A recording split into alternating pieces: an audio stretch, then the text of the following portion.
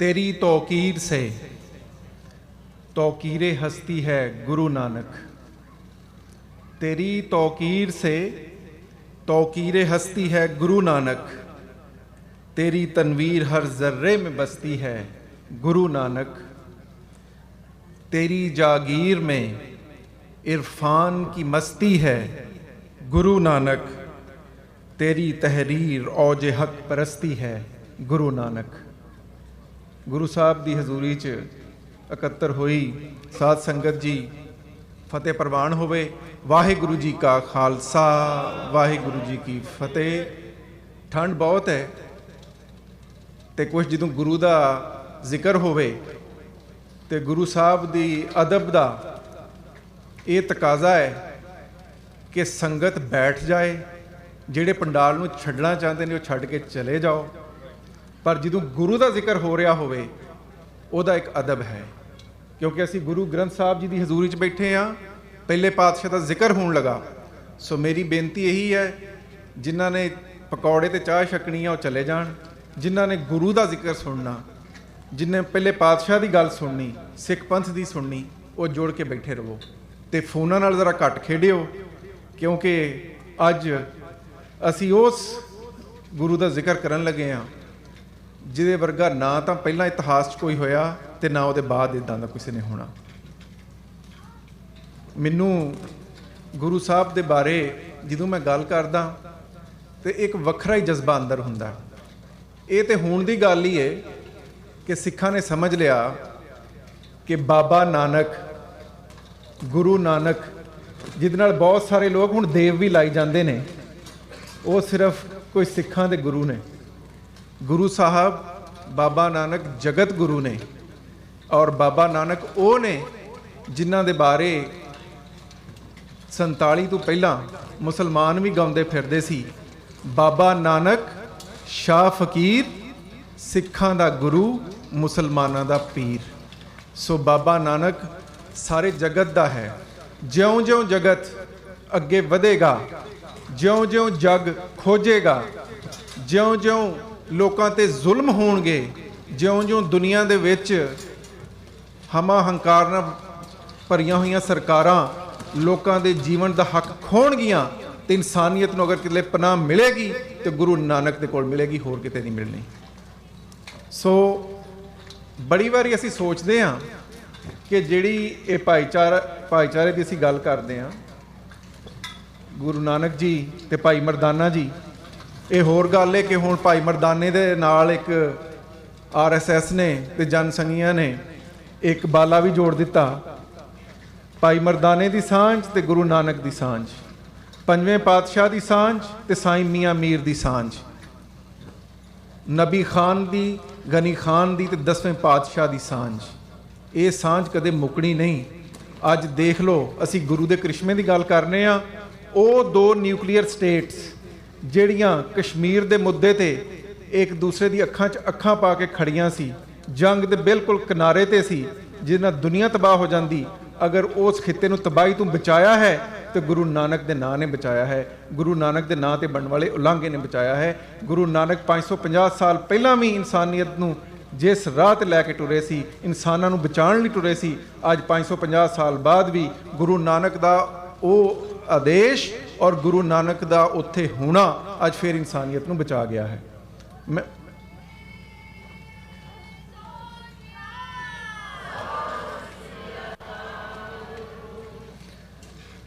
मैं ਜਦੋਂ गल करदा तो मैं कहना कि एक तो ये सांझां ने ਜਿਹੜੀਆਂ इतिहास चलदियां आईयां ने, पर सिद्धांतक तौर पर इन्हां दोवां धर्मां दी अगर नेड़ता देखनी होवे, सांझ खोजनी होवे, तो सानू ज़्यादा दूर जाने की लोड़ नहीं।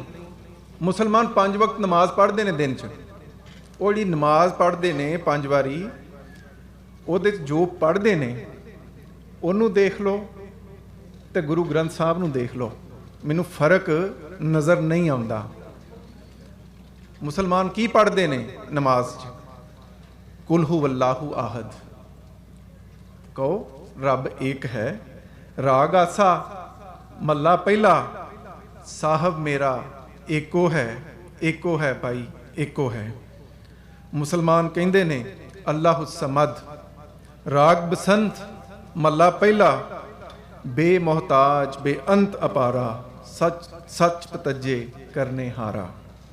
मुसलमान नमाज कहते ने लम या लिद व लम यू लद, भी रब नूं किसी ने नहीं जन्मिया।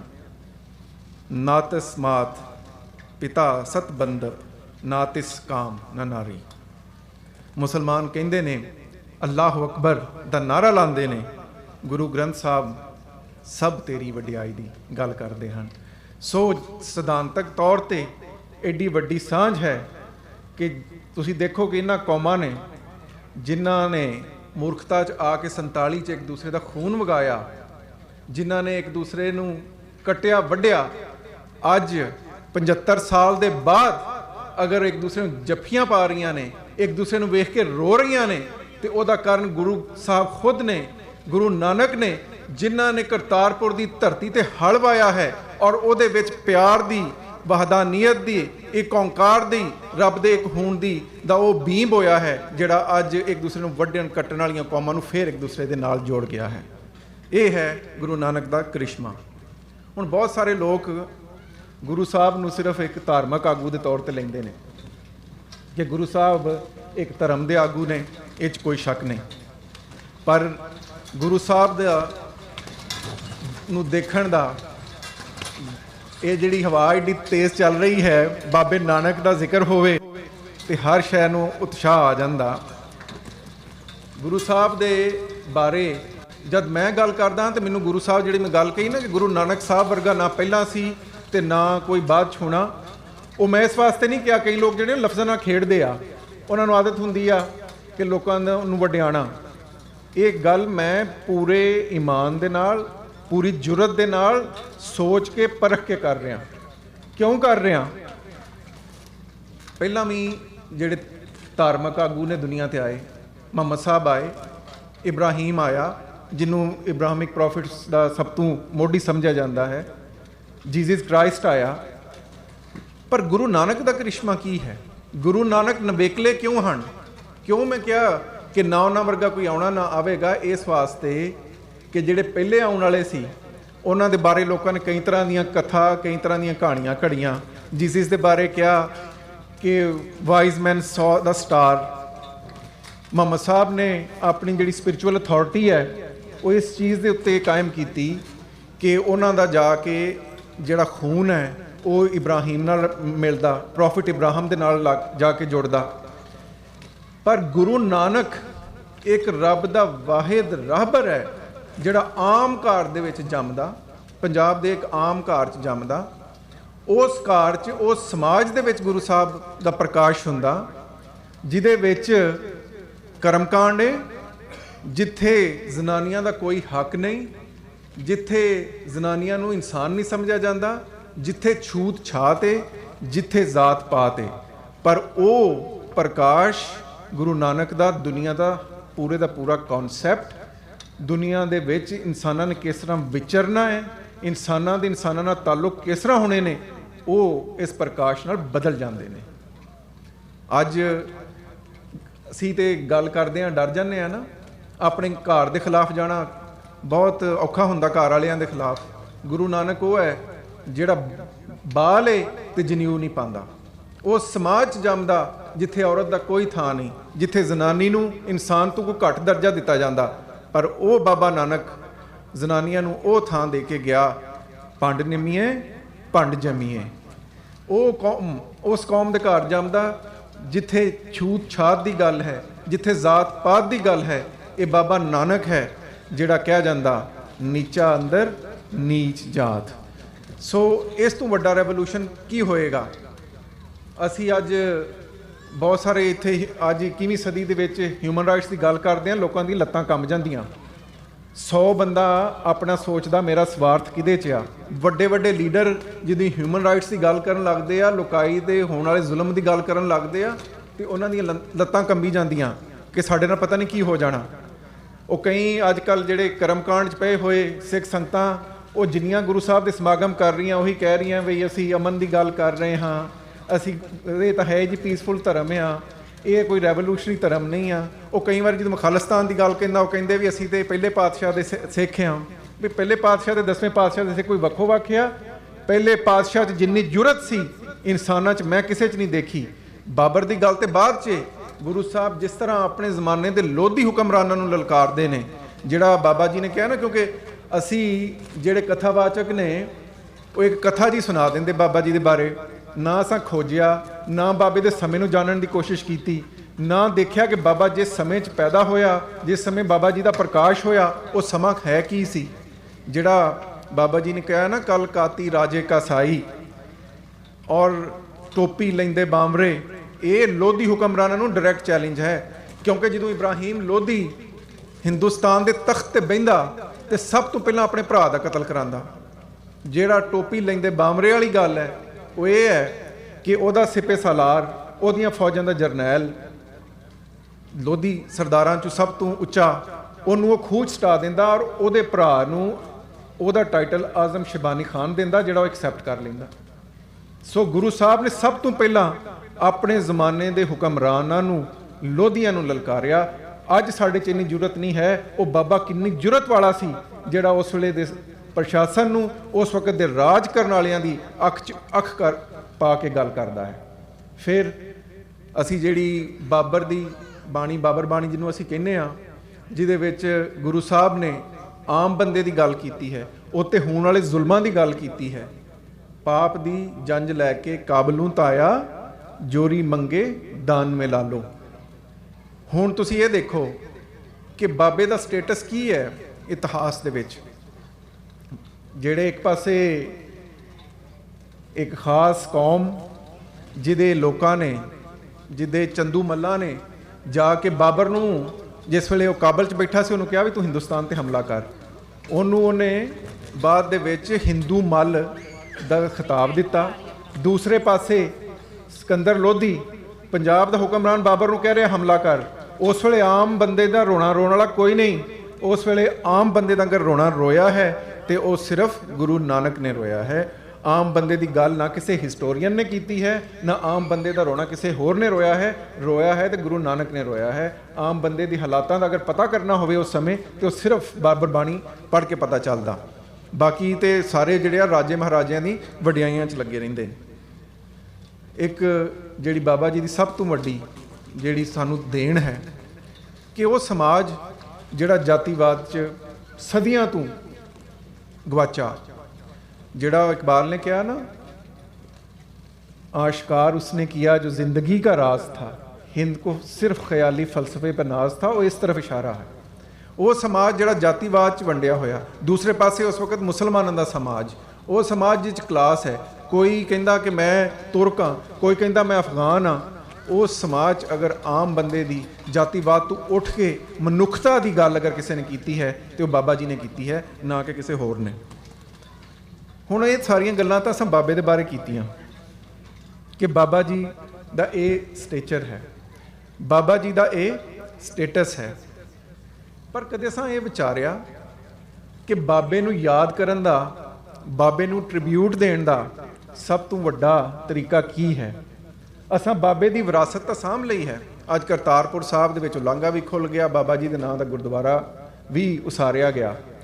ਪਰ ਬਾਬੇ ਦੀ ਜਿਹੜੀ ਦੂਸਰੀ ਵਿਰਾਸਤ ਹੈ, ਜਿਹੜੀ ਸੋਚ ਦੀ ਵਿਰਾਸਤ ਹੈ, ਜਿਹੜੀ ਫਿਕਰ ਦੀ ਵਿਰਾਸਤ ਹੈ, ਜਿਹੜੀ ਇਲਮ ਦੀ ਵਿਰਾਸਤ ਹੈ, ਜਿਹੜੀ ਅਕਲ ਦੀ ਵਿਰਾਸਤ ਹੈ, ਜਿਹੜੀ ਇਨਸਾਨਾਂ ਦੀ ਸੇਵਾ ਦੀ ਵਿਰਾਸਤ ਹੈ, ਕਿ ਅਸੀਂ ਉਹਨੂੰ ਸਾਂਭ ਪਾਏ ਹਾਂ? ਇਹ ਸੋਚਣ ਦੀ ਗੱਲ ਹੈ। ਮੈਂ ਆਮ ਤੌਰ 'ਤੇ ਪ੍ਰਚਾਰਕ ਜਿਹੜੇ ਨੇ ਉਹ ਜਜ਼ਬਾਤੀ ਦੀਆਂ ਤਕਰੀਰਾਂ ਕਰਕੇ, ਕਿਸੇ ਕਹਾਣੀਆਂ ਸੁਣਾ ਕੇ, ਜਕਾਰੇ ਛਡਾ ਕੇ ਚਲੇ ਜਾਂਦੇ ਨੇ। ਅੱਜ ਮੈਂ ਕੁਝ ਗੱਲਾਂ ਸੰਗਤ ਦੇ ਸਾਹਮਣੇ ਰੱਖਣਾ ਚਾਹੁੰਦਾ। ਜੇ ਪਸੰਦ ਨਾ ਹੋਣ, ਥੋੜ੍ਹੀਆਂ ਮਾੜੀਆਂ ਲੱਗਣ, ਤੇ ਮੈਂ ਪਹਿਲਾਂ ਹੀ ਮਾਫੀ ਮੰਗ ਲੈਣਾ। ਪਰ ਮੇਰਾ ਬਾਬੇ ਦੇ ਬਾਰੇ ਇੱਕ ਪਿਆਰ ਹੈ, ਇੱਕ ਪ੍ਰੇਮ ਹੈ। ਇਸ ਵਾਸਤੇ ਮੈਂ ਜਿੱਥੇ ਵੀ ਜਾਂਦਾ ਵਾਂ, ਮੈਂ ਸ਼ਾਇਦ ਥੋੜ੍ਹੇ ਦੂਸਰੇ ਤਰੀਕੇ ਨਾਲ ਗੱਲ ਕਰਨ ਦੀ ਕੋਸ਼ਿਸ਼ ਕਰਨਾ, ਜਿਹੜੀ ਮੇਰੇ ਦਿਲ ਦੀ ਆਵਾਜ਼ ਹੁੰਦੀ ਹੈ। ਅਸੀਂ ਇੱਕ ਪਾਸੇ ਤਾਂ ਕਹੀ ਜਾਂਦੇ ਹਾਂ ਕਿ ਅਸੀਂ ਗੁਰੂ ਨਾਨਕ ਦੇ ਸਿੱਖ ਹਾਂ। ਇੱਕ ਪਾਸੇ ਉਹ ਗੁਰੂ ਨਾਨਕ ਜਿਹਨੇ ਜਾਤੀਵਾਦ ਦਾ ਵਿਰੋਧ ਕੀਤਾ, ਦੂਸਰੇ ਪਾਸੇ ਅੱਜ ਵੀ ਇਹ ਛੀਂਬਿਆਂ ਦੇ ਗੁਰਦੁਆਰੇ, ਇਹ ਫਲਾਣੀ ਜ਼ਾਤ ਦਾ ਗੁਰਦੁਆਰਾ, ਇਹ ਕਿੱਥੋਂ ਆ ਗਏ? ਇਹ ਜਿਹੜੇ ਲੋਕ ਕਹਿੰਦੇ ਨੇ ਕਿ ਇਹ ਛੂਤ ਛਾਤ ਕਿੱਥੇ ਗਈ? ਛੂਤ ਛਾਤ ਤਾਂ ਉੱਥੇ ਪਈ ਆ। ਜੇ ਸਭ ਤੋਂ ਵੱਡਾ ਜਿਹੜਾ ਸਿੱਖੀ ਨੂੰ ਨੁਕਸਾਨ ਹੋਇਆ ਹੈ ਗੁਰੂ ਦੇ ਸਿਧਾਂਤ ਤੇ ਨਾ ਟੁਰਨ ਦਾ, ਉਹ ਇਹ ਹੋਇਆ ਹੈ ਕਿ ਦਲਿਤ ਵਰਗ ਜਿਹੜਾ ਸਿੱਖੀ ਦਾ ਬਹੁਤ ਵੱਡਾ ਹਿੱਸਾ ਬਣ ਸਕਦਾ ਸੀ, ਅੱਜ ਉੱਥੇ ਜਿਹੜੇ ਛਾਲਾ ਮਾਰਦੇ ਆ ਉਹ ਆਪਣੀ ਵੱਡੀ ਸੰਖਿਆ, ਆਪਣੀ ਵੱਡੀ ਗਿਣਤੀ ਦੀ ਵਜ੍ਹਾ ਤੋਂ ਮਾਰਦੇ ਨੇ। ਅਗਰ ਅਸਾਂ ਦਲਿਤਾਂ ਨੂੰ ਗੁਰੂ ਸਾਹਿਬ ਦੇ ਸਿਧਾਂਤ ਦੇ ਨਾਲ ਜੋੜ ਕੇ ਨਾਲ ਲਾਇਆ ਹੁੰਦਾ ਤੇ ਅੱਜ ਸਿੱਖਾਂ ਦੀ ਸੰਖਿਆ ਕਿਤਲੇ ਵੱਡੀ ਹੁੰਦੀ। ਸੋ ਜੇ ਅਸਾਂ ਅੱਜ ਵੀ ਜਾਤਾਂ ਵਾਤਾਂ 'ਚ ਵੰਡਿਆ ਰਹਿਣਾ ਤੇ ਅਸੀਂ ਗੁਰੂ ਦੇ ਸਿਧਾਂਤ ਤੇ ਕਿੰਨਾ ਕੁ ਪਹਿਰਾ ਦੇ ਰਹੇ ਹਾਂ। ਗੁਰੂ ਨਾਨਕ ਉਹ ਹੈ ਜਿਹੜਾ ਕਹਿੰਦਾ ਭੰਡ ਨਿੰਮੀਏ ਭੰਡ ਜੰਮੀਏ, ਪਰ ਅੱਜ ਪੰਜਾਬ ਦੀ ਹਾਲਤ ਇਹ ਹੈ ਕਿ ਸਭ ਤੋਂ ਜ਼ਿਆਦਾ ਭਰੂਣ ਹੱਤਿਆ ਉੱਥੇ ਹੋ ਰਹੀ ਹੈ। ਧੀਆਂ ਨੂੰ ਜੰਮਣ ਤੋਂ ਪਹਿਲਾਂ ਕੁੱਖਾਂ 'ਚ ਮਾਰਿਆ ਜਾ ਰਿਹਾ ਹੈ। ਇਹ ਗੁਰੂ ਦਾ ਸਿਧਾਂਤ ਨਹੀਂ। ਗੁਰੂ ਨੂੰ ਟ੍ਰਿਬਿਊਟ ਦੇਣਾ ਤੇ ਇਹਨਾਂ ਧੀਆਂ ਨੂੰ ਉਹੀ ਦਰਜਾ ਦੇਣਾ ਪਏਗਾ ਜਿਹੜਾ ਬਾਬਾ ਨਾਨਕ ਦੇ ਕੇ ਗਿਆ, ਜਿਹੜਾ ਇਹਨਾਂ ਨੂੰ ਆਮ ਸਧਾਰਨ ਜ਼ਨਾਨੀਆਂ ਨੂੰ ਚੁੱਕ ਕੇ ਤੇ ਉਹ ਇਸ ਪੰਥ ਦੀਆਂ ਕੌਰਾਂ ਬਣਾ ਕੇ ਗਿਆ। ਇਹਨਾਂ ਨੂੰ ਉਹ ਦਰਜਾ ਦਿਓ, ਤਾਂ ਹੀ ਤੁਸੀਂ ਬਾਬੇ ਦੇ ਰਾਹ ਤੇ ਟੁਰ ਸਕਦੇ ਹੋ। ਇੱਕ ਹੋਰ ਗੱਲ ਇਹ ਹੈ ਕਿ ਮੈਂ ਬਾਬਾ ਜੀ ਦੇ ਜਦ ਦੇਖਦਾ ਪੋਰਟਰੇਟ, ਉਹ ਇੱਕ ਅਜੀਬ ਤਰ੍ਹਾਂ ਦੇ, ਉਹ ਪਤਾ ਨਹੀਂ ਕਿਹਦੇ ਬਣਾਏ ਨੇ, ਕਿਹਨੇ ਸੋਚਿਆ ਵੀ ਬਾਬਾ ਜੀ ਇਦਾਂ ਦੇ ਹੋਣਗੇ। ਇੱਕ ਭਗਵਾਂ ਜਿਹਾ ਚੋਲਾ, ਸਿਰ ਦੇ ਉੱਤੇ ਇੱਕ ਕੇਸਰੀ ਜਿਹਾ ਦਮਾਲਾ, ਗਲ ਦੇ ਵਿੱਚ ਮਾਲਾ, ਵੱਡੀਆਂ ਵੱਡੀਆਂ ਪਿੰਨੀਆਂ। ਇਹ ਕੀ ਹੈ ਜੀ? ਇਹ ਗੁਰੂ ਨਾਨਕ ਮਹਾਰਾਜ ਦੀ ਛਬੀ ਹੈ। ਇਹ ਸੋਭਾ ਸਿੰਘ ਦੀ ਛਬੀ ਹੋ ਸਕਦੀ ਹੈ, ਉਹਦੇ ਮਨ ਦਾ ਵਿਚਾਰ ਹੋ ਸਕਦਾ, ਪਰ ਉਹ ਬਾਬਾ ਜਿਨੇ 28,000 ਮੀਲ ਟੁਰ ਕੇ ਦੁਨੀਆ ਦੇ ਗਾਈ ਹੋਵੇ, ਉਹਦੀਆਂ ਏਡੀਆਂ ਵੱਡੀਆਂ ਪਿੰਨੀਆਂ ਹੋਣੀਆਂ। ਉਹ ਇਦਾਂ ਲੱਗਦਾ ਬਾਬਾ ਜੀ ਨੂੰ ਦੇਖ ਕੇ, ਜਿਹੜੇ ਉਹਨਾਂ ਦੇ ਇਹ ਪੋਰਟਰੇਟ ਜੇ ਬਣੇ ਆ, ਵੀ ਬਾਬਾ ਜੀ 24 ਘੰਟੇ ਬਹਿ ਕੇ ਬਸ ਰਬਾਬ ਸੁਣਦੇ ਹੋਣੇ। ਉਹ ਬਾਬਾ ਜਿਹੜਾ ਕਿਰਤ ਕਰਦਾ ਰਿਹਾ, ਜਿਹੜਾ ਕਰਤਾਰਪੁਰ ਦੀ ਧਰਤੀ ਤੇ ਖੇਤੀਬਾੜੀ ਕਰਦਾ ਰਿਹਾ, ਜਿਹੜਾ ਕਿਸਾਨ ਬਣਿਆ, ਜਿਹਨੇ ਤੀਸਰ ਪੰਥ ਉਸਾਰਿਆ, ਉਹ ਇਦਾਂ ਦਾ ਭਗਵੇਂ ਚੋਲੇ ਪਾਉਣ ਵਾਲਾ ਬਾਬਾ ਨਹੀਂ ਹੋਣਾ। ਸੋ ਇਸ ਵਾਸਤੇ ਮੈਂ ਦੇਖਦਾ ਜਿਹੜੇ ਗੁਰਦੁਆਰਿਆਂ 'ਚ ਵੀ ਬਾਬਾ ਜੀ ਦੀਆਂ ਮੂਰਤੀਆਂ ਲੱਗੀਆਂ, ਪਿੱਛੇ ਲਾਟਾਂ ਬਲ ਰਹੀਆਂ, ਇੰਝ ਲੱਗਦਾ ਵੀ ਕੋਈ ਕ੍ਰਿਸ਼ਨ, ਕੋਈ ਰਾਮ ਦਾ ਅਵਤਾਰ ਆ ਬਾਬਾ। ਬਾਬੇ ਨਾਲ ਇਸ ਤੋਂ ਵੱਡਾ ਜ਼ੁਲਮ ਨਹੀਂ ਹੋ ਸਕਦਾ। ਸੋ ਮੈਂ ਬੇਨਤੀ ਕਰਾਂ ਕਿ ਬਾਬੇ ਨੂੰ ਆਪਣੇ ਮਨ ਦੇ ਵਿੱਚ ਵਿਚਾਰੋ। ਬਾਬਾ ਮੂਰਤੀ ਪੂਜਾ ਨੂੰ ਮਨਾ ਕਰਕੇ ਗਿਆ, ਬਾਬਾ ਦੇਵੀ ਦੇਵਤਿਆਂ ਦੀ ਨਿੰਦਾ ਕਰਦਾ ਰਿਹਾ, ਤੇ ਜੇ ਅਸਾਂ ਉਹਦੇ ਨਾਲ ਵੀ ਦੇਵ ਜੋੜਨਾ, ਜੇ ਅਸਾਂ ਉਹਦੀ ਮੂਰਤੀ ਪੂਜਾ ਕਰਨੀ, ਤੇ ਅਸੀਂ ਗੁਰੂ ਦੇ ਸਿਧਾਂਤ ਤੇ ਕਿਸ ਹੱਦ ਤੱਕ ਖਲੋਤੇ ਹਾਂ। ਉਹ ਮੈਨੂੰ ਪਿੱਛੇ ਕੋਈ ਇੱਕ ਬੰਦਾ ਕਹਿੰਦਾ ਡਾਕਟਰ ਸਾਹਿਬ ਤੁਸੀਂ ਜਦੋਂ ਵੀ ਗੱਲ ਕਰਦੇ ਹੋ, ਤੁਸੀਂ ਕਹਿੰਦੇ ਹੋ ਕਿ ਇੱਕ ਓਂਕਾਰ ਦੇ ਨਾਲ ਜੁੜੋ, ਬਾਬੇ ਦੀ ਬਾਣੀ ਦੇ ਨਾਲ ਜੁੜੋ, ਪਰ ਸਾਨੂੰ ਇਹ ਸਕੂਨ ਜਿਹਾ ਨਹੀਂ ਆਉਂਦਾ ਜਿੰਨੀ ਦੇਰ ਕੋਈ ਮੂਰਤੀ ਨਾ ਹੋਵੇ, ਸਾਹਮਣੇ ਫੋਟੋ ਨਾ ਹੋਵੇ, ਤੇ ਅਸੀਂ ਕਿਹਦੇ ਨਾਲ ਆਪਣੇ ਆਪ ਨੂੰ ਰਿਲੇਟ ਕਰੀਏ ਜਾਂ ਜੋੜੀਏ। ਮੈਂ ਕਿਹਾ ਜਦ ਬਾਬੇ ਨੂੰ ਮਨ 'ਚ ਵਸਾ ਲਿਆ ਨਾ, ਜਦ ਤੁਸੀਂ ਬਾਣੀ ਸੁਣੀ, ਬਾਣੀ ਦੇ ਨਾਲ ਜੁੜੇ ਤੇ ਬਾਬੇ ਨੂੰ ਆਪਣੇ ਮਨ 'ਚ ਵਸਾਇਆ, ਉਸ ਦਿਨ ਤੁਹਾਨੂੰ ਨਾ ਕਿਸੇ ਮੂਰਤੀ ਦੀ ਲੋੜ ਰਹਿਣੀ ਆ, ਨਾ ਕਿਸੇ ਫੋਟੋ ਦੀ ਲੋੜ ਰਹਿਣੀ ਹੈ, ਕਿ ਨਾ ਕਿਸੇ ਹੋਰ ਸ਼ੈ ਦੀ ਰਹਿਣੀ ਹੈ। ਸੋ ਇਸ ਵਾਸਤੇ 550ਵੇਂ ਸਾਲ 'ਚ ਹੀ ਕਰ ਲਓ ਕਿ ਜਿਹੜੀਆਂ ਬਾਬੇ ਦੀਆਂ ਮੂਰਤੀਆਂ, ਬਾਬੇ ਦੀਆਂ ਛਬੀਆਂ ਪੁੱਠੀਆਂ ਸਿੱਧੀਆਂ ਬਣੀਆਂ, ਲਾਟਾਂ ਬਲ ਰਹੀਆਂ, ਇਹ ਕੰਮ ਛੱਡ ਦਿਓ। ਕਿਉਂਕਿ ਬਾਬੇ ਨੇ ਸਾਨੂੰ ਕਰਮਕਾਂਡ 'ਚੋਂ ਕੱਢਿਆ, ਤੇ ਜੇ ਅਸਾਂ ਮੁੜ ਕੇ ਕਰਮਕਾਂਡ 'ਚ ਹੀ ਪੈਣਾ, ਤੇ ਫਿਰ ਇਹ ਵੱਡੇ ਵੱਡੇ ਨਗਰ ਕੀਰਤਨ ਕਰਨ ਦਾ, ਵੱਡੇ ਵੱਡੇ ਸਮਾਗਮ ਕਰਨ ਦਾ ਕੋਈ ਫਾਇਦਾ ਨਹੀਂ। ਇੱਕ ਹੋਰ ਚੀਜ਼ ਜਿਹੜੀ ਮੈਨੂੰ ਬਹੁਤ ਵਾਰੀ ਜਿਹਦੇ ਨਾਲ ਦੁੱਖ ਹੁੰਦਾ, ਉਹ ਇਹ ਆ ਕਿ ਬਾਬੇ ਦੇ ਬਾਰੇ ਇਸ ਤਰ੍ਹਾਂ ਦੇ ਅੱਜ ਕੱਲ੍ਹ ਜਿਹੜੇ ਲੋਕ ਪ੍ਰਚਾਰ ਵੀ ਕਰਦੇ ਆ ਨਾ, ਉਹ ਅਜੀਬ ਤਰ੍ਹਾਂ ਦਾ ਪ੍ਰਚਾਰ ਆ। ਉਹ ਇੱਦਾਂ ਦੇ ਕ੍ਰਿਸ਼ਮੇ ਜੰਤਰ ਮੰਤਰ ਬਾਬੇ ਨਾਲ ਜੋੜ ਦਿੰਦੇ ਆ, ਜਿਹਦਾ ਨਾਂ ਤਾਂ ਕੋਈ ਹਿਸਟੋਰਿਕ ਰੈਫਰੈਂਸ ਆ, ਤੇ ਇੱਦਾਂ ਲੱਗਦਾ ਕਿ ਮਹਾਰਾਜ ਜਿਹੜੇ ਨੇ ਉਹ ਕੋਈ ਜਾਦੂਗਰ ਸਨ। ਸਿੱਖੀ ਦੇ ਵਿੱਚ ਕਿੱਥੇ ਹੈ ਇਹਨਾਂ ਕ੍ਰਿਸ਼ਮਿਆਂ ਦੀਆਂ, ਕਰਾਮਾਤਾਂ ਦੀਆਂ ਦੀ ਥਾਂ? ਨਵੇਂ ਪਾਤਸ਼ਾਹ ਦੀ ਸ਼ਹੀਦੀ ਕਿਉਂ ਹੋਈ? ਕਦੇ ਸੋਚਿਆ? ਗੁਰੂ ਸਾਹਿਬ ਹਰ ਤਰ੍ਹਾਂ ਦਾ ਕ੍ਰਿਸ਼ਮਾ ਕਰ ਸਕਦੇ ਸੀ, ਗੁਰੂ ਸਾਹਿਬ ਨੂੰ ਹਰ ਤਰ੍ਹਾਂ ਦਾ ਹਰ ਸ਼ੈ 'ਤੇ ਕਾਬੂ ਸੀ, ਪਰ ਉਹਨਾਂ ਨੇ ਕਦੇ ਕੀਤਾ ਨਹੀਂ। ਪਰ ਅੱਜ ਕੱਲ੍ਹ ਅਸੀਂ ਕ੍ਰਿਸ਼ਮਿਆਂ ਦੇ ਨਾਲ ਜੋੜ ਰਹੇ ਹਾਂ। ਹੁਣ ਇੱਥੇ ਕਈ ਬਾਬੇ ਆ ਜਿਹੜੇ ਕਹਿੰਦੇ ਮੁੰਡਾ ਦੇ ਦਿਆਂ, ਕੁੜੀ ਦੇ ਦਿਆਂ, ਫਲਾਣ ਕਰਦੇ ਆ। ਸਿੱਖ ਉੱਥੇ ਜਾ ਕੇ ਮੱਥਾ ਟੇਕੀ ਜਾਂਦੇ ਆ। ਬਾਬਾ ਤੁਹਾਨੂੰ ਇੱਕ ਓਂਕਾਰ ਨਾਲ ਜੋੜ ਕੇ ਗਿਆ, ਤੁਸੀਂ ਅੱਗੋਂ ਬਾਬਿਆਂ ਦੇ ਨਾਲ ਜੋੜ ਗਏ ਹੋ। ਤੁਹਾਨੂੰ ਬਾਬੇ ਨਾਨਕ ਤੋਂ ਬਾਅਦ ਕਿਸੇ ਹੋਰ ਬਾਬੇ ਦੀ, 10ਵਾਂ ਗੁਰੂਆਂ ਦੇ ਬਾਅਦ, ਗੁਰੂ ਗ੍ਰੰਥ ਸਾਹਿਬ ਦੇ ਬਾਅਦ ਕਿਸੇ ਹੋਰ ਬਾਬੇ ਦੀ ਜ਼ਰੂਰਤ ਨਹੀਂ ਹੈ। ਸੋ ਇਸ ਵਾਸਤੇ ਬਾਣੀ ਦੇ ਨਾਲ ਜੁੜੋ, ਇਹਦੇ 'ਚ ਹੀ ਸਿੱਖ ਕੌਮ ਦਾ ਭਲਾ ਹੈ। ਫਿਰ ਇਹ ਆ ਕਿ ਮੈਂ ਉਹ ਪਿਛਲੇ ਦਿਨਾਂ ਵੀਡੀਓ ਇੱਕ ਦੇਖ ਰਿਹਾ ਸੀ, ਉਹ 'ਚ ਇੱਕ ਪ੍ਰਚਾਰਕ ਕੀ ਕਹਿ ਰਿਹਾ ਕਿ ਕੁਰਾਨ 'ਚ ਆਉਂਦਾ ਕਿ ਉਹ ਪਤਾ ਨਹੀਂ ਕਿੱਥੋਂ ਉਹਨੇ ਕੁਰਾਨ ਦੀ ਉਹ ਪਤਾ ਨਹੀਂ ਉਹ ਜ਼ੁਬਾਨ ਵੀ ਕਿਹੜੀ ਬੋਲ ਰਿਹਾ। ਉਹ ਕਹਿ ਰਿਹਾ ਕਿ ਕੁਰਾਨ 'ਚ ਆਇਆ ਕਿ ਹੇ ਅੱਲਾ, ਅੱਲਾ ਕਹਿ ਰਿਹਾ ਮੈਂ ਫਿਰ ਦੁਨੀਆ 'ਤੇ ਆਉਣਾ ਹੈ, ਮੇਰਾ ਨਾਂ ਗੁਰੂ ਨਾਨਕ ਹੋਣਾ ਹੈ। ਕੁਰਾਨ ਦੇ ਵਿੱਚ ਗੁਰੂ ਨਾਨਕ ਦਾ ਜ਼ਿਕਰ ਸੀ, ਉਹ ਕੱਢ ਦਿੱਤਾ। ਗੁਰੂ ਨਾਨਕ ਵਰਗੇ ਵੱਡੇ ਪਹਾੜ ਨੂੰ, ਐਡੇ ਵੱਡੇ ਅਜ਼ੀਮ ਇਨਸਾਨ ਨੂੰ ਕਿਸੇ ਹੋਰ ਧਰਮ ਕੋਲੋਂ ਜਾ ਕੇ ਸਰਟੀਫਿਕੇਟ ਲੈਣ ਦੀ ਲੋੜ ਨਹੀਂ ਹੈ ਕਿ ਕੁਰਾਨ 'ਚ ਗੁਰੂ ਨਾਨਕ ਦਾ ਜ਼ਿਕਰ ਹੋਵੇ। ਸੋ ਇਸ ਤਰ੍ਹਾਂ ਦੀਆਂ ਜਿਹੜੀਆਂ ਕਹਾਣੀਆਂ ਅਸੀਂ ਬਣਾ ਲੈਂਦੇ ਹਾਂ, ਇਹਨਾਂ ਤੋਂ ਬਚੀਏ। ਉਹ ਮੈਂ ਪਿਛਲੇ ਦਿਨਾਂ ਤੁਰਕੀ ਗਿਆ, ਉੱਥੇ ਕਿਸੇ ਨੇ ਕਿਹਾ ਕਿ ਬਾਬਾ ਜੀ ਦਾ ਸਥਾਨ ਹੈ, ਉਹ ਇੱਕ ਇੱਥੇ ਹੀ ਭਾਈ ਸਾਹਿਬ ਹੈਗੇ ਆ, ਕਿਤੇ ਵਸਦੇ ਆ ਕੈਨੇਡਾ। ਉਹਨਾਂ ਨੇ ਫੰਡ ਰੇਜ਼ਿੰਗ ਸ਼ੁਰੂ ਕਰ ਦਿੱਤੀ ਕਿ ਅਸਾਂ ਉਸ ਸਥਾਨ ਦੀ ਫੇਰ ਉਸਾਰੀ ਕਰਨੀ ਹੈ। ਉੱਥੇ ਬਾਬਾ ਜੀ ਦਾ ਥਾਂ ਆ, ਉੱਥੇ ਸਟੋਨ ਲੱਗਾ। ਉਹ ਮੈਨੂੰ ਕਿਸੇ ਨੇ ਕਿਹਾ, ਮੈਂ UN ਦੀ ਮੀਟਿੰਗ ਵਾਸਤੇ ਉੱਥੇ ਗਿਆ ਸੀ, ਅਤੇ ਮੈਨੂੰ ਕਿਸੇ ਨੇ ਕਿਹਾ ਕਿ ਡਾਕਟਰ ਸਾਹਿਬ ਤੁਸੀਂ ਹੁਣ ਇੱਥੇ ਆਏ ਹੋ, ਤੁਸੀਂ ਜਾ ਕੇ ਦੇਖਿਓ। ਮੈਂ ਕਿਹਾ ਜੀ ਕਿਉਂ ਨਹੀਂ, ਅਸੀਂ ਮਹਾਰਾਜ ਦਾ ਅਗਰ ਕੋਈ ਸਥਾਨ ਹੈਗਾ, ਟਰਕਿਸ਼ ਗਵਰਨਮੈਂਟ ਨੂੰ ਕਵਾਂਗੇ ਕਿ ਉਹਦੀ ਫੌਰੀ ਤੌਰ 'ਤੇ ਉਸਾਰੀ ਕਰੇ, ਉਹਦੀ ਪ੍ਰੋਪਰ ਸਾਂਭ ਕਰੇ, ਉਹਨੂੰ ਹਰ ਤਰ੍ਹਾਂ ਸਾਂਭੇ। ਉਹ ਲੱਭਦੇ ਰਹੇ, ਉਹ ਥਾਂ ਲੱਭਾ ਨਾ। ਫਿਰ ਮੈਂ ਟਰਕਿਸ਼ ਅਫੀਸ਼ੀਅਲਸ ਨੂੰ ਕੰਟੈਕਟ ਕੀਤਾ ਵੀ ਇਹ ਸਥਾਨ ਹੈਗਾ ਮਹਾਰਾਜ ਦਾ, ਕਿਸੇ ਨੇ ਇੱਥੇ ਫੰਡ ਰੇਜ਼ਿੰਗ ਵੀ ਸ਼ੁਰੂ ਕੀਤੀ ਆ। ਇਹ ਉਹ ਵਿਖਾ ਰਿਹਾ ਕਿ ਉੱਤੇ ਲਿਖਿਆ ਹੋਇਆ ਨਾਨਕ। ਉਹ ਵਿਚਾਰੇ ਨੇ ਬੜੀ ਮੁਸ਼ਕਿਲ ਨਾਲ ਥਾਂ ਲੱਭ ਕੇ ਦਿੱਤਾ। ਜਦੋਂ ਉੱਥੇ ਦੇਖਿਆ ਤਾਂ ਉੱਤੇ ਲਿਖਿਆ ਸੀ ਅਬਦੁਲ ਹਮੀਦ ਖਾਨਕ, ਜਿਹੜਾ ਉਸ ਵੇਲੇ ਰਾਜਾ ਮਹਾਰਾਜਾ ਸੀ, ਉਹਦਾ ਨਾਂ ਸੀ ਅਬਦੁਲ ਹਮੀਦ ਖਾਨ, ਉਹਦਾ ਨਾਂ ਉਹਨੇ ਲਿਖਿਆ ਅਬਦੁਲ ਹਮੀਦ ਖਾਨਕ। ਹੁਣ ਲੋਕਾਂ ਨੇ ਬਾਬੇ ਨੂੰ ਕਾਰੋਬਾਰ ਇੱਦਾਂ ਦਾ ਬਣਾ ਲਿਆ ਕਿ ਜਿੱਥੇ ਅਬਦੁਲ ਹਮੀਦ ਖਾਨਕ ਸੀ, ਉਹ ਖੇ ਮਿਟਾ ਕੇ ਉਹਨੂੰ ਨਾਨਕ ਕਰ ਦਿੱਤਾ। ਉਹ ਤੇ ਲੱਖਾਂ ਡਾਲਰ ਕਮਾ ਲਏ। ਸੋ ਬਾਬੇ ਨੂੰ ਕਾਰੋਬਾਰ ਦਾ ਰਾਹ ਨਾ ਬਣਾਈਏ। ਹੁਣ ਵੀ ਜਦੋਂ ਮਹਾਰਾਜ ਦਾ ਪ੍ਰਕਾਸ਼ ਪੁਰਬ ਆ, ਬਹੁਤ ਸਾਰੇ ਲੋਕਾਂ ਨੂੰ ਇਹ ਆ ਵੀ ਮੈਂ ਕਿਉਂਕਿ ਹਰ ਤਰ੍ਹਾਂ ਦੀ ਜਥੇਬੰਦੀ ਦੇ ਵਿੱਚ ਵਿਚਰਨਾ, ਉਹ ਦੇਖਣਾ ਕਿ ਬਹੁਤ ਸਾਰੇ ਲੋਕਾਂ ਨੂੰ ਵੀ ਅਸੀਂ ਫੋਟੋ ਖਿਚਾ ਲਈਏ, ਜਿਨ੍ਹਾਂ ਕੋਲ 4 ਪੈਸੇ ਉਹਨਾਂ ਦਾ ਵੀ ਸਮਾਗਮ 'ਚ ਹਿੱਸਾ ਲੈ ਲਈਏ। ਕਿਸੇ ਨੇ ਇਹ ਆ ਵੀ ਉੱਥੇ ਯਾਤਰੀ ਆਪਾਂ ਖੜਨੇ, ਉਹ ਤੋਂ ਪੈਸਾ ਕਿਸ ਤਰ੍ਹਾਂ ਕਮਾਉਣਾ। ਪਰ ਗੁਰੂ ਦਾ ਜਿਹੜਾ ਅਸਲ ਸਿਧਾਂਤ ਆ, ਉਹਨੂੰ ਮਨ 'ਚ ਰੱਖੋ।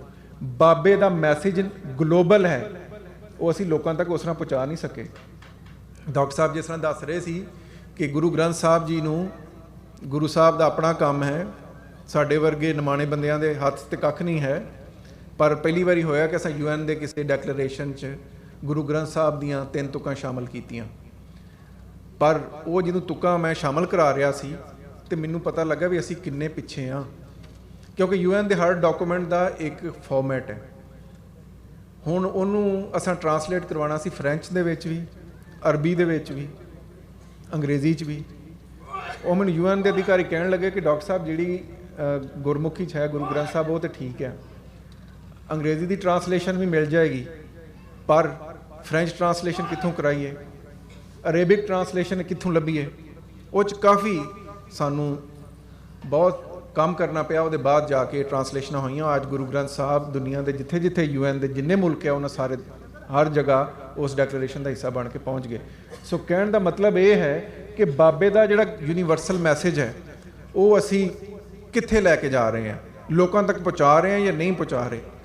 ਬਾਬੇ ਨੇ ਤਾਂ ਜੋ ਕੀਤਾ ਦੁਨੀਆ ਲਈ ਕਰ ਦਿੱਤਾ। ਹੁਣ ਇਸ ਪੰਥ ਦੀ ਜ਼ਿੰਮੇਵਾਰੀ ਹੈ ਕਿ ਬਾਬੇ ਦਾ ਸੁਨੇਹਾ ਲੈ ਕੇ ਪੂਰੀ ਦੁਨੀਆ ਤੱਕ ਪਹੁੰਚਣ, ਕਿਉਂਕਿ ਗੁਰੂ ਸਾਹਿਬ, ਗੁਰੂ ਗ੍ਰੰਥ ਸਾਹਿਬ ਵੀ ਤੇ ਸਾਡੇ 10 ਗੁਰੂ ਜਗਤ ਗੁਰੂ ਨੇ, ਪਰ ਦੁਨੀਆ ਤੱਕ ਉਸ ਸੁਨੇਹੇ ਨੂੰ ਲੈ ਕੇ ਜਾਣ ਦੀ ਜ਼ਿੰਮੇਵਾਰੀ ਸਾਡੀ ਹੈ। ਮੈਂ ਹੁਣ ਕਰਮਕਾਂਡ ਦੀ ਗੱਲ ਕਰਾਂ। ਪਿਛਲੇ ਦਿਨਾਂ ਉਹਨਾਂ ਨੇ 4.5 ਮਣ ਕੇ 10 ਮਣ ਦੀ ਪਾਲਕੀ ਲੈ ਕੇ ਗਏ। ਇਹ ਤੇ ਸੋਨੇ ਦੀਆਂ ਝਾਲਰਾਂ ਲਵਾਈਆਂ। ਉਹ ਪਾਲਕੀ ਚੱਲੀ ਕਿੱਥੋਂ? ਉਹ ਪਾਲਕੀ ਚੱਲੀ ਉਸ ਸ਼ਹਿਰ ਦੇ ਵਿੱਚੋਂ ਜਿੱਥੇ ਸਿੱਖ ਜ਼ਿੰਦਾ ਸਾੜੇ ਗਏ। ਉਹ ਪਾਲਕੀ ਉਸ ਸ਼ਹਿਰ ਤੋਂ ਚੱਲੀ, ਉਹ ਸੋਨਾ ਉਸ ਸ਼ਹਿਰ ਤੋਂ ਇਕੱਠਾ ਹੋਇਆ ਹਿੰਦੁਸਤਾਨ ਦੇ, ਜਿੱਥੇ ਅੱਜ ਵੀ ਸਿੱਖ ਵਿਧਵਾਵਾਂ 84 ਦੀਆਂ ਉਹਨਾਂ ਹਿੰਦੂਆਂ ਦੇ ਘਰਾਂ ਦੇ ਵਿੱਚ ਭਾਂਡੇ ਮਾਂਜ ਰਹੀਆਂ ਨੇ ਜਿਨ੍ਹਾਂ ਨੇ ਉਹਨਾਂ ਦਾ ਘੱਲੂਕਾਰਾ ਕੀਤਾ ਸੀ।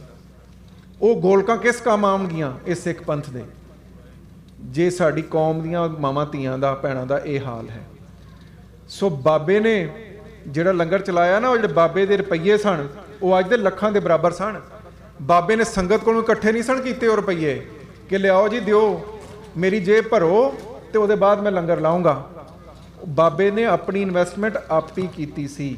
ਔਰ ਗੁਰੂ ਸਾਹਿਬ ਦੇ ਨਾਂ 'ਤੇ ਜਿਹੜੀਆਂ ਅਸੀਂ ਵੱਡੀਆਂ ਵੱਡੀਆਂ ਗੋਲਕਾਂ ਇਕੱਠੀਆਂ ਕਰਦੇ ਹਾਂ, ਜੇ ਉਹ ਇਸ ਕੌਮ ਦੇ ਲਈ ਨਹੀਂ, ਜੇ ਇਸ ਕੌਮ ਦੀਆਂ ਧੀਆਂ ਦੇ ਲਈ ਨਹੀਂ, ਜੇ ਬਾਬੇ ਦੇ ਪ੍ਰਚਾਰ ਨੂੰ ਅੱਗੇ ਚਲਾਉਣ ਲਈ ਨਹੀਂ, ਤੇ ਉਹ ਬਾਬੇ ਦੀਆਂ ਗੋਲਕਾਂ ਨਹੀਂ ਹੈਗੀਆਂ, ਉਹ ਫਿਰ ਸਾਡੀਆਂ ਆਪਣੀਆਂ ਗੋਲਕਾਂ ਨੇ। ਇਸ ਤਰ੍ਹਾਂ ਗੁਰੂ ਨਾਨਕ ਦਾ ਸੁਨੇਹਾ ਸਿੱਖੀ ਦਾ ਸੁਨੇਹਾ ਸੀ, ਘਰ ਘਰ ਧਰਮਸਾਲ। ਹੁਣ ਸਾਡੇ ਆਪਣੇ ਗੁਰਦੁਆਰੇ ਬਣ ਗਏ ਨੇ ਜੀ, ਇਹ ਫਲਾਣੀ ਸੰਪਰਦਾ ਦਾ ਗੁਰਦੁਆਰਾ, ਇਹ ਫਲਾਣੀ ਦਾ, ਮੈਂ ਇੱਥੇ ਫਲਾਣੇ ਨੂੰ ਵੜਨ ਨਹੀਂ ਦੇਣਾ, ਮੈਂ ਫਲਾਣੇ ਨੂੰ ਇੱਥੇ ਵਿਚਾਰ ਵਟਾਂਦਰਾ ਨਹੀਂ ਕਰਨ ਦੇਣਾ। ਜੇ ਗੁਰੂ ਘਰ ਨੇ ਤੇ ਫਿਰ ਗੁਰੂ ਦੇ ਘਰ ਹੀ ਰਹਿਣ ਦਿਓ, ਆਪਣੇ ਘਰ ਨਾ ਬਣਾਓ, ਕਾਰੋਬਾਰ ਨਾ ਬਣਾਓ, ਕਿਉਂਕਿ ਗੁਰੂ ਦਾ ਇਹ ਸਿਧਾਂਤ ਨਹੀਂ ਹੈਗਾ। ਗੁਰੂ ਨਾਨਕ ਮਹਾਰਾਜ ਉਹ ਨੇ ਜਿਹੜੇ ਬਗਦਾਦ ਗਏ। ਬਗਦਾਦ ਕਿਉਂ ਗਏ? ਕਿਉਂਕਿ ਉਸ ਵੇਲੇ ਬਗਦਾਦ ਦੇ ਮੁਸਲਮਾਨਾਂ ਦੀਆਂ ਦੋ ਵੱਡੀਆਂ ਸੰਪਰਦਾਵਾਂ ਬਣ ਗਈਆਂ, ਦੋ ਵੱਡੇ ਫਿਰਕੇ ਬਣ ਗਏ। ਇੱਕ ਪਾਸੇ ਮੂਸਾ ਕਾਜ਼ਮ ਜਿਹੜਾ ਸ਼ੀਆ ਇਸਲਾਮ ਦਾ ਆਗੂ, ਸ਼ੀਆ ਮੁਸਲਮਾਨ ਸਾਰੇ ਉਹਦੇ ਪ੍ਰਤੀ ਸ਼ਰਧਾ ਰੱਖਦੇ ਸਨ, ਅੱਜ ਵੀ ਹੈ ਉੱਥੇ, 7ਵਾਂ ਇਮਾਮ ਮੰਨਿਆ ਜਾਂਦਾ ਉਹਨਾਂ ਨੂੰ ਸ਼ੀਆਂ ਦਾ। ਦੂਸਰੇ ਪਾਸੇ ਸੂਫੀਆਂ ਦੀ ਸੰਪਰਦਾ, ਜਿਹੜੇ ਅੱਜ ਵੀ ਪੰਜਾਬ ਦੇ ਜਿਹੜੇ ਲੋਕ ਪਹਿਲਾਂ ਦੇ ਨੇ ਉਹਨਾਂ ਨੂੰ ਪਤਾ ਵੀ 11ਵੀਂ ਦਾ ਮੁਸਲਮਾਨ ਜਿਹੜੇ ਨੇ ਪੰਜਾਬ ਦੇ, ਉਹ ਹਰ 11ਵੀਂ ਨੂੰ ਖੀਰ ਪਕਾਉਂਦੇ ਆ, ਲੋਕਾਂ 'ਚ ਵੰਡਦੇ ਆ, ਉਹ ਕਹਿੰਦੇ ਨੇ 11ਵੀਂ ਦੇ ਰਹੇ ਆ। ਉਹ ਦਿੰਦੇ ਆ ਗੌਸਲ ਆਜ਼ਮ ਦੇ ਨਾਂ ਦੀ, ਅਬਦੁਲ ਕਾਦਰ ਜਿਲਾਨੀ ਦੇ ਨਾਂ ਦੀ। ਉਹਨਾਂ ਨੂੰ ਕਿਹਾ ਜਾਂਦਾ ਗੌਸਲ ਆਜ਼ਮ। ਬਈ ਜਿੰਨੇ ਵੀ ਮੁਸਲਮਾਨ ਸੂਫੀ ਗੌਸ ਜੰਮੇ ਆ, ਉਹਨਾਂ ਦਾ ਸਭ ਤੋਂ ਵੱਡਾ ਆਜ਼ਮ, ਉਹਨਾਂ ਸਭ ਤੋਂ ਵੱਡਾ, ਉਹਨਾਂ ਸਾਰਿਆਂ ਦਾ ਵੱਡਾ, ਉਹ ਵੀ ਬਗਦਾਦ 'ਚ ਨੇ। ਪਰ ਬਾਬਾ ਜੀ ਉੱਥੇ ਦੋਵਾਂ ਥਾਵਾਂ 'ਤੇ ਗਏ ਨੇ। ਸਿਰਫ ਜਿਹੜਾ ਇਹ ਸੰਪਰਦਾਵਾਂ 'ਚ ਵੰਡੇ ਹੋਏ ਮੁਸਲਮਾਨਾਂ ਦੇ ਵਿੱਚ ਜਿਹੜੀ ਫਿਰਕਾ ਪ੍ਰਸਤੀ ਸੀ, ਉਹਨੂੰ ਸੁਨੇਹਾ ਦੇਣ ਲਈ ਕਿ ਮਾਨਸ ਕੀ ਜਾਤ ਏਕ। ਪਰ ਜੇ ਅਸਾਂ ਅੱਜ ਆਪਸ 'ਚ ਹੀ ਵੰਡੀਆਂ ਇੰਨੀਆਂ ਕੁ ਪਾ ਲਈਆਂ ਕਿ ਅਸੀਂ ਇੱਕ ਦੂਸਰੇ ਨਾਲ ਬਹਿਣ ਨੂੰ ਤਿਆਰ ਨਹੀਂ ਹੈਗੇ, ਤਾਂ ਅਸਾਂ ਬਾਬੇ ਕੋਲ ਕੀ ਸਿੱਖਿਆ? ਬਾਬਾ ਜੀ ਮੁਸਲਮਾਨਾਂ ਦੇ ਕੋਲ ਗਏ, ਅੱਜ ਸਿੱਖ ਨਾਲ ਬਹਿ ਕੇ ਗੱਲ ਕਰਨ ਨੂੰ ਤਿਆਰ ਨਹੀਂ ਹੈ। ਕਿਹੜਾ ਭਾਈਚਾਰਾ ਰਹਿ ਗਿਆ ਸਾਡੇ ਦੇ ਵਿੱਚ? ਕੀ ਇਹ ਗੁਰੂ ਦਾ ਸਿਧਾਂਤ ਹੈ? ਕਿ ਇਹ ਟ੍ਰਿਬਿਊਟ ਅਸੀਂ ਗੁਰੂ ਸਾਹਿਬ ਨੂੰ ਦੇ ਰਹੇ ਹਾਂ? ਸੋ ਅਗਰ ਗੁਰੂ ਸਾਹਿਬ ਦੇ ਰਾਹ 'ਤੇ ਟੁਰਨਾ, ਕਰਮਕਾਂਡ 'ਚ ਪੈਣਾ ਬਹੁਤ ਸੌਖਾ, ਪਰ ਗੁਰੂ ਨਾਨਕ ਦੀ ਮੈਨੂੰ ਸਭ ਤੋਂ ਵੱਡੀ ਗੱਲ ਜਿਹੜੀ ਮੇਰੇ ਮਨ ਨੂੰ ਲੱਗਦੀ ਹੈ, ਉਹ ਇਹ ਹੈ ਕਿ ਗੁਰੂ ਨਾਨਕ ਨੇ ਧਰਮ ਚਲਾਇਆ, ਧਰਮ ਦੇ ਨਾਲ ਨਾਲ ਗੁਰੂ ਨਾਨਕ ਨੇ ਜ਼ਿੰਦਗੀ 'ਚ ਲੋਕਾਂ ਨਾਲ ਵਿਚਰਨ ਦਾ ਇੱਕ ਰਾਹ ਦੱਸਿਆ ਹੈ। ਗੁਰੂ ਨਾਨਕ ਇੱਕ ਰਾਹ ਦੱਸ ਗਏ ਹਨ, ਉਸ ਰਾਹ 'ਤੇ ਚੱਲਣਾ ਅਸਲ ਮਕਸਦ ਹੈ। ਤੇ ਜੇ ਅਸੀਂ ਉਸ ਰਾਹ 'ਤੇ ਨਹੀਂ ਚੱਲ ਰਹੇ, ਸਿਰਫ ਕਰਮਕਾਂਡ 'ਚ ਪਏ ਹਾਂ, ਤੇ ਫਿਰ ਗੁਰੂ ਦਾ ਮਿਸ਼ਨ ਜਿਹੜਾ ਹੈ ਅਧੂਰਾ ਹੈ। ਦੂਸਰਾ ਇਹ ਹੈ ਕਿ ਸਭ ਤੋਂ ਵੱਡੀ ਗੱਲ, ਹੁਣ ਕਰਤਾਰਪੁਰ ਸਾਹਿਬ ਦੀ ਜਦੋਂ ਅਸੀਂ ਗੱਲ ਕਰ ਰਹੇ ਹਾਂ ਤੇ ਕੌਮ 'ਚ ਬੜਾ ਉਤਸ਼ਾਹ ਹੈ। ਮੈਂ ਦੇਖਣਾ ਵੀ ਲੋਕ ਬਹੁਤ ਉਤਸ਼ਾਹਤ ਨੇ, ਹੋਣਾ ਵੀ ਚਾਹੀਦਾ। ਇੰਨੀਆਂ ਅਰਦਾਸਾਂ ਕੌਮ ਦੀਆਂ ਕੰਮ ਆਈਆਂ, ਕੌਮ ਲਈ ਰਾਹ ਖੁੱਲ੍ਹਿਆ। ਪਾਕਿਸਤਾਨ ਦੇ ਲੋਕਾਂ ਦੇ ਮਨ ਦੇ ਵਿੱਚ ਸਿੱਖਾਂ ਪ੍ਰਤੀ ਬਹੁਤ ਪਿਆਰ ਹੈ। ਅੱਜ ਵੀ ਜਦ ਸਿੱਖ ਉੱਥੇ ਜਾਂਦੇ ਨੇ ਤੇ ਉਹਨਾਂ ਲਈ ਲੋਕਾਂ ਦੀਆਂ ਬਾਹਾਂ ਖੁੱਲੀਆਂ ਨੇ। ਪਰ ਜਦੋਂ ਵੀ ਜੋਸ਼ ਚਾਹੋ ਨਾਲ ਹੋਸ਼ ਨਾ ਗਵਾਇਆ ਕਰੋ। ਪਾਕਿਸਤਾਨ ਦੇ ਆਪਣੇ ਬਹੁਤ ਸਾਰੇ ਮਫਾਦ ਨੇ ਕਰਤਾਰਪੁਰ ਸਾਹਿਬ ਦੇ ਲਾਂਘੇ ਨਾਲ। ਉੱਥੇ ਦੇ ਲੋਕਾਂ ਦੇ ਦਿਲ 'ਚ ਸਿੱਖਾਂ ਪ੍ਰਤੀ ਬਹੁਤ ਪਿਆਰ ਹੈ, ਪਰ ਉੱਥੇ ਦੀ ਸਰਕਾਰ ਹਜੇ ਵੀ ਇਹਨੂੰ ਰਿਲੀਜੀਅਸ ਟੂਰਿਜ਼ਮ ਦਾ ਪ੍ਰੋਜੈਕਟ ਬਣਾਈ ਬੈਠੀ ਆ। ਫਿਰ ਸਾਡੇ ਨਾਲ ਉਹਨਾਂ ਦੀ ਕੋਈ ਸਟ੍ਰੈਟੇਜਿਕ ਅੰਗੇਜਮੈਂਟ ਨਹੀਂ ਹੈਗੀ। ਮੈਂ ਇੱਥੇ ਜਿੰਨੀਆਂ ਜਥੇਬੰਦੀਆਂ ਬੈਠੀਆਂ, ਉਹਨਾਂ ਸਾਰਿਆਂ ਨੂੰ ਇਹ ਬੇਨਤੀ ਕਰਨਾ ਕਿ ਅਸੀਂ ਧੰਨਵਾਦੀ ਹਾਂ ਪਾਕਿਸਤਾਨ ਦੀ ਸਰਕਾਰ ਦੇ ਕਿ ਉਹਨਾਂ ਨੇ ਲਾਂਘਾ ਖੋਲ੍ਹਿਆ। ਪਰ ਇਹ ਗੁਰਦੁਆਰਾ ਕਿਹਦਾ? ਕਿਸੇ ਨੇ ਕੋਈ ਅਹਿਸਾਨ ਨਹੀਂ ਕੀਤਾ। ਇਹ ਉਹ ਪੰਜਾਬ ਦੀ ਧਰਤੀ ਹੈ ਜਿੱਥੇ ਮਹਾਰਾਜਾ ਰਣਜੀਤ ਸਿੰਘ ਨੇ ਕੁਰਾਨ 1 ਲੱਖ 'ਚ ਖਰੀਦਿਆ ਸੀ। ਇਹ ਉਹ ਪੰਜਾਬ ਦੀ ਧਰਤੀ ਹੈ ਜਿੱਥੇ ਬੰਦਾ ਸਿੰਘ ਬਹਾਦਰ ਨੇ ਆਮ ਮੁਸਲਮਾਨਾਂ ਦੇ ਵਿੱਚ ਜ਼ਮੀਨਾਂ ਵੰਡੀਆਂ ਸੀ। ਇਹ ਉਹ ਪੰਜਾਬ ਦੀ ਧਰਤੀ ਹੈ ਜਿੱਥੇ 35,000 ਮੁਸਲਮਾਨ ਬੱਚੇ ਖਾਲਸਾ ਰਾਜ ਦੇ ਸਕਾਲਰਸ਼ਿਪ ਦੇ ਹੇਠ ਆਪਣੇ ਧਰਮ ਦੀ ਤਾਲੀਮ ਹਾਸਲ ਕਰਦੇ ਸਨ। ਸੋ ਸਾਡੇ ਉੱਤੇ ਕਿਸੇ ਦਾ ਅਹਿਸਾਨ ਨਹੀਂ। ਮੈਂ ਉਹ ਦਿਨ ਦੇਖਣਾ ਚਾਹੁੰਦਾ, ਜਿਸ ਮੈਂ ਕੱਲ੍ਹ ਡਾਕਟਰ ਸਾਹਿਬ ਨੂੰ ਕਿਹਾ ਸੀ, ਮੈਂ ਉਹ ਦਿਨ ਦੇਖਣਾ ਚਾਹੁੰਦਾ ਜਦ ਕਰਤਾਰਪੁਰ ਸਾਹਿਬ ਤੇ ਖਾਲਸਾ ਪੰਥ ਦਾ ਪੀਰੀ ਦੇ ਨਾਲ ਮੀਰੀ ਦਾ ਝੰਡਾ ਵੀ ਹੋਵੇ। ਉਸ ਪਾਸੇ ਟੁਰਨ ਦੀ ਗੱਲ ਕਰੋ। ਇਹ ਕਰਤਾਰਪੁਰ ਸਾਹਿਬ ਤੁਹਾਡਾ ਹੈ, ਇਹ ਕਿਸੇ ਦਾ ਨਹੀਂ। ਔਰ ਇਹ ਕਿਸੇ ਕਾਮੇਡੀਅਨ ਦਾ, ਨਚਾਰ ਦੇ ਕਹਿਣ ਦਾ, ਉਹਦੇ ਉਪਰਾਲੇ ਹੇਠ ਨਹੀਂ ਹੋਇਆ। ਜਾਣਬੁੱਝ ਕੇ ਕੁਝ ਲੋਕਾਂ ਨੂੰ ਸਿੱਖਾਂ ਦਾ ਲੀਡਰ ਬਣਾਉਣ ਦੀ ਕੋਸ਼ਿਸ਼ ਕੀਤੀ ਜਾ ਰਹੀ ਹੈ। ਇੱਕ ਆਰਟੀਫਿਸ਼ਲ ਲੀਡਰਸ਼ਿਪ ਨੂੰ ਅੱਗੇ ਲਿਆਉਣ ਦੀ ਕੋਸ਼ਿਸ਼ ਕੀਤੀ ਜਾ ਰਹੀ ਹੈ। ਅੰਗਰੇਜ਼ ਦੇ ਰਾਜ 'ਚ ਵੀ ਇਦਾਂ ਹੀ ਹੋਇਆ ਸੀ ਕਿ ਜਿਹੜੇ ਲੋਕ ਸਿੱਖ ਪੰਥ ਦੀ ਗੱਲ ਕਰਦੇ ਸੀ, ਸਿੱਖਾਂ ਦੇ ਹੱਕਾਂ ਦੀ ਗੱਲ ਕਰਦੇ ਸੀ, ਉਹਨਾਂ ਸਾਰਿਆਂ ਨੂੰ ਇੱਕ ਪਾਸੇ ਕਰ ਦਿੱਤਾ ਗਿਆ ਔਰ ਇੱਕ ਆਰਟੀਫਿਸ਼ਲ ਲੀਡਰਸ਼ਿਪ ਸਾਹਮਣੇ ਲਿਆਈ ਗਈ, ਜਿਹੜੀ ਨਾ ਪੰਥਕ ਸੋਚ ਰੱਖਦੀ ਸੀ ਤੇ ਨਾ ਹੀ ਜਿਨ੍ਹਾਂ ਨੇ ਸਿੱਖ ਪੰਥ ਨੂੰ ਕਿਸੇ ਪਾਸੇ ਲੱਗਣ ਦਿੱਤਾ। ਅੱਜ ਪੰਜਾਬ ਦੇ ਵਿੱਚ ਕਈ ਕਾਮੇਡੀਅਨ कई हसन हसाण वाले नचण गाउण वाले सिखां दे लीडर हो गए। वो लोग जिन्हां पूरी पूरी जिंदगी ला दी है सिख पंथ की सेवा वो किसी शुमार कतार च नहीं है। मैं जिहड़ा हुण करतारपुर कोरीडोर के उत्ते जिहड़े मुजाहरे उत्ते होए आ उत्ते मेरा मन दुखी होया। फोटो लवाउण दा चाह हुंदा ते सानूं उदों ना गवर्नर पंजाब नाल सब तो पहलां साडी मीटिंग इत्थे अप्रैल 'ਚ होई सी, डॉक्टर साहब नूं पता। पर असां जे पाकिस्तानी सरकार नाल कोई इंगेजमेंट कीती है तो वो मुद्दिआं ते कीती है, एजेंडे ते कीती है। ये स्ट्रेटेजिक बैलेंस सानूं कायम करना पैना। असां पाकिस्तान नाल गल करनी, भाईचारा वधाना, उन्हां नूं अपनी रैवन्यू जनरेशन का फिक्र है भी साडे खजाने दे विच 4 पैसे आउण, असीं देण नूं तैयार हाँ। पर उहदे वास्ते पहलां सानूं अपनी स्ट्रैटेजी बनानी पैनी कि साडे अपने मुख मुद्दे की ने जिहदे नाल असीं पाकिस्तानी सरकार नाल अंगेज होईए, ना कि उत्थे भंगड़े पांदे फिरीए। मैं पिछले दिनों देखिया गवर्नर हाउस दे विच जिहड़ा समागम होया इन्ना नॉन सीरीयस सी कि उत्थे लोग उत्थे ढोल वज रहा, उत्थे भंगड़े पै रहे आ। कई बीबियां जिन्हां नूं पता नहीं भंगड़े पाउण दा किड्डा कुछ आ स्टेज ते चढ़ के भंगड़े पा रहीआं।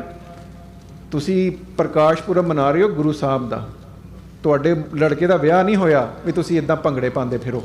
इस वास्ते जिहड़ी सिख मर्यादा है जिदों सैलीब्रेट भी करिए तो उस मर्यादा नूं अपने मन च रखिए, क्योंकि जो दूसरिया कौमां देखदियां कि तुसीं की कर रहे हो तो लोग वक्ती तौर पर तो तुहानूं वेख के बड़े खुश हुंदे ने, पर नाल ही नाल वो तुहाडा मजाक भी उड़ाउण लग पैंदे ने। सो ये चीज़ां अपने मन च रखो। गुरु नानक दी बहुत सारे लोग खालसा पंथ नूं निंदी जांदे आ। गुरु नानक दा सब तो वड्डा करिश्मा ये है कि गुरु नानक दा उसारिया होया पंथ इन्हें तीन राजां दा मुकाबला किया। मुगलों का राज, गोरियां दा राज, हुण जिहड़ा हिंदू तवी राज आ, और इस तो पहला एक बामणी का राज। इन्हां तिन्नां राजां ने सिखां की हस्ती नूं मिटाउण की कोशिश की है, पर ये सिख मिटे नहीं। इन्हां दा अगर बल सी तो वो सिर्फ बाबा सी ते गुरु ग्रंथ साहब सन। असी 100 वारी गुरु ग्रंथ साहब तो बाबे तो मुख मोड़ लईए, उस राह ते ना टुरीए, बाबे ने साडे तो मुख नहीं मोड़िया, नहीं तो अज साडी हस्ती मिट गई होंदी। ये वो खालसा पंथ है अज जिहड़ा इत्थे अज पाकिस्तान नूं अगर होश आई है, और ये कौम जिहदा कोई अज घर नहीं, उन्होंने अगर साउथ एशिया की पॉलिटिक्स के विच कुछ मन्निया गया है तो ये स्ट्रेंथ बाबे ने दी है। वरना जिन्हां कौमां का कोई घर ना होवे, जिन्हां दी इंटरनेशनल सिस्टम कोई सुनवाई ना होवे, उन्होंने कौन पुछदा। अज अगर सिख कौम अणख ते मान नाल खलोती है तो तुहाडे सारिਆਂ ਦੀ वजह तो खलोती है। उन्हां जथेबंदियां तो वजह तो नहीं खलोती ਜਿਹੜੀ हिंदुस्तान के नक्शे च कैद ने। जे अज पाकिस्तानी सरकार ने जरूरत महसूस की है सिखां नाल अंगेज करन दी, ते तुसी सारे वधाई दे हकदार हो, तुहाडी वजह तो की है, और इस वास्ते की है कि तुसी अपनी होंद ते खलोते हो। बाबे नानक दी इस तो वड्डा करिश्मा की होएगा कि अज 550 साल के बाद इस मुल्क की सैनेट, अमरीका की सैनेट जिहड़ा एक सॉवरन देश है, जिहड़ा दुनिया की पॉलिटिक्स नूं काबू करदा, वो गुरु साहब के सम्मान विच, ये तो इन्हां दा सम्मान है, इन्हां गुरु साहब नूं की सम्मान करना। इस अमेरिकन सैनेट का सम्मान है कि उत्थे अरदास हुंदी है, गुरु साहब के बारे उत्थे एक रेजोल्यूशन पास की जाती है। ये है गुरु नानक साहब का करिश्मा। और उस तो वड्डा करिश्मा देखना होवे तो जिस तरह जिहड़ा बाबे का राह सी, जिस तरह बाबे ने उस वक्त दियां जनानियां दा रोना रोया सी, अज उसे गुरु दे सिख जद कश्मीर दियां धीआं दी आवाज़ कोई नहीं सुनता, उन्होंने बचाने लई कोई हिंदुस्तान का मुसलमान भी नहीं उठता, तो इस गुरु नानक के सिख उस गुरु नानक के राह चलते हुए उन्होंने धीआं उन्होंने घर तक पहुँचाते हैं। ये है बाबे नानक का करिश्मा। ये है वो मिसालां जिन्हां दे उत्ते असां लैके अपने पंथ नूं अगे टुरना है। मैं ये बेनती करा कि जिहड़े लोग कहंदे ना कि असीं ते गुरु नानक दे सिख हाँ, उन्होंने एक चीज़ समझ लैनी चाहिए बड़ा क्लीयरली, गुरु नानक दे सिख सारे सिख इक्को ही पंथ दे सिख ने। जे तुसीं अपनी जान छुड़ाना चाहते हो ना, कह के भी असीं अपने वखरे घर की गल नहीं करनी, असां अपनी आन की गल नहीं करनी, अपनी अणख ते मान की गल नहीं करनी, सिर्फ यह कह के कि जी साडा धर्म तो जिहड़ा ना वो तो सारिਆਂ नाल ही विचरना चाहता, हाँ चाहता, पर हुण जे दूसरे तुहाडे नाल ना विचरना चाहन तो फिर तुसीं की करोगे बई। इस वास्ते नानक राज चलाया सच को स्थानी न्यू दे, ਉਹ ਰਾਜ ਜਦ ਤੱਕ ਪ੍ਰਾਪਤ ਨਹੀਂ ਹੋ ਜਾਂਦਾ ਉਨੀ ਦੇਰ ਗੁਰੂ ਨਾਨਕ ਦਾ ਮਿਸ਼ਨ ਪੂਰਾ ਨਹੀਂ ਹੈ। ਕਿਉਂਕਿ ਰਾਜ ਬਿਨਾ ਨਾ ਧਰਮ ਚਲੇ ਹੈ, ਧਰਮ ਬਿਨਾ ਸਭ ਦਲੇ ਮਲੇ ਹਾਂ। ਅੱਜ ਮੈਂ ਗੁਰੂ ਕੋਲ ਮੇਰੀ ਬੇਨਤੀ ਹੈ ਕਿ ਮਹਾਰਾਜ ਜਿੱਥੇ ਤੁਸੀਂ ਅੱਜ ਕਰਤਾਰਪੁਰ ਸਾਹਿਬ ਦਾ ਉਲਾਂਘਾ ਖਿਲਾਇਆ, ਮੈਂ ਆਪਣੀ ਜ਼ਿੰਦਗੀ 'ਚ ਉਹ ਦਿਨ ਦੇਖਾਂ ਜਦ ਉੱਥੇ ਖਾਲਿਸਤਾਨ ਬਣਿਆ ਹੋਵੇ ਔਰ ਕਰਤਾਰਪੁਰ ਸਾਹਿਬ ਦੇ ਉੱਤੇ ਮੀਰੀ ਪੀਰੀ ਦੇ ਦੋਵੇਂ ਝੰਡੇ ਝੁਲਦੇ ਹੋਣ।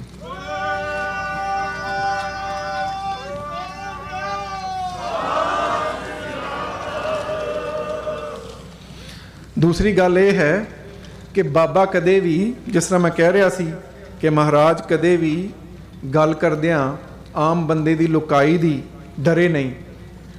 ਅੱਜ ਜਦ ਸਿੱਖ ਕੌਮ ਦੇ ਬਹੁਤ ਸਾਰੇ ਆਗੂ ਜਿਹੜੇ ਖਾਸ ਤੌਰ 'ਤੇ ਪੰਜਾਬ 'ਚ ਬੈਠੇ ਨੇ, ਜਿਹੜੇ ਪਤਾ ਨਹੀਂ ਕਿਹੜੇ ਰਾਜੇ ਮਹਾਰਾਜੇ ਦੀ ਔਲਾਦ ਨੇ, ਜਿਨ੍ਹਾਂ ਨੇ ਸਿੱਖ ਕੌਮ ਨਾਲ ਗੱਦਾਰੀਆਂ ਕੀਤੀਆਂ, ਉਹੀ ਬਾਅਦ 'ਚ ਸਿੱਖ ਰਾਜ ਤਾਂ ਮੁੱਕ ਗਿਆ ਸੀ, ਬਾਅਦ 'ਚ ਜਿੰਨੇ ਝੂਠੇ ਰਾਜੇ ਮਹਾਰਾਜੇ ਆਏ ਅੰਗਰੇਜ਼ਾਂ ਦੀ ਸਰਵਿਸ ਕਰਕੇ ਉਹਨਾਂ ਦੀ ਜੁੱਤੀਆਂ ਚੱਟ ਕੇ ਰਾਜੇ ਮਹਾਰਾਜੇ ਬਣੇ, ਉਹ ਅੱਜ ਉਹ ਆਪਣੇ ਹਿੰਦੂ ਵੋਟਰਾਂ ਨੂੰ ਖੁਸ਼ ਕਰਨ ਲਈ ਪਤਾ ਨਹੀਂ ਕੀ ਕੀ ਕਹੀ ਜਾ ਰਹੇ ਨੇ, ਕੌਮ ਨੂੰ ਕਿਹੜੇ ਕਿਹੜੇ ਕਰਮਕਾਂਡ 'ਚ ਪਾਈ ਜਾ ਰਹੇ ਨੇ।